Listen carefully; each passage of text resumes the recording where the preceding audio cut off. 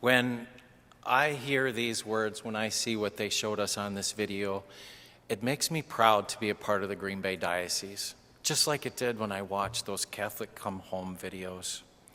If you're one of those numbers people, you may have noticed the little pie chart that went all the way around and showed all the different ways in which the Bishop Appeal is used. Did you notice the last one? 9%. Only 9% is used for expenses. That's good stewardship. Over 90% goes straight into ministry work. That's good stewardship. Now you notice that the last guy who was speaking, that Greg, the pastoral leader from Hortonville, he said something kind of funny. But he said, when they leave our doors, they'll know what they've been to. And I caught that, and I'm like, oh, that's kind of interesting to say. But what I got out of it was that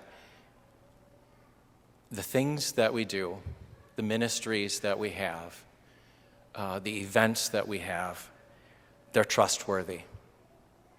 They're trustworthy, and they're good work. They're good work. And that couple that was in the beginning there talking about their experience with adoption, wasn't that cool to see that? I love their social worker, Chelsea, and how she was saying how clear it is that God was at work in those circumstances.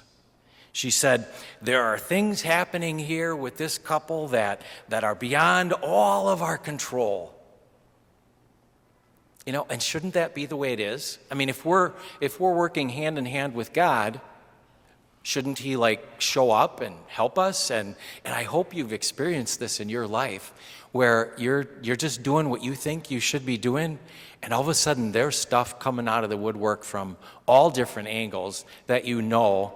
I mean, I usually attribute it to my guardian angel or something. You know that God is there and is involved. And that's the way it should be. That's the way it should be. And I appreciate what the bishop was saying, because the world needs us. With everything that's going on out there, he said, so many people are confused about what life is about. And they're looking for hope. They're looking for hope. And in our readings today, Jesus is telling us, we're that beacon of hope. Bishop said, it's when we as human beings grow deeper in relationship with God and deeper in relationship with Jesus, that's when life starts to make sense.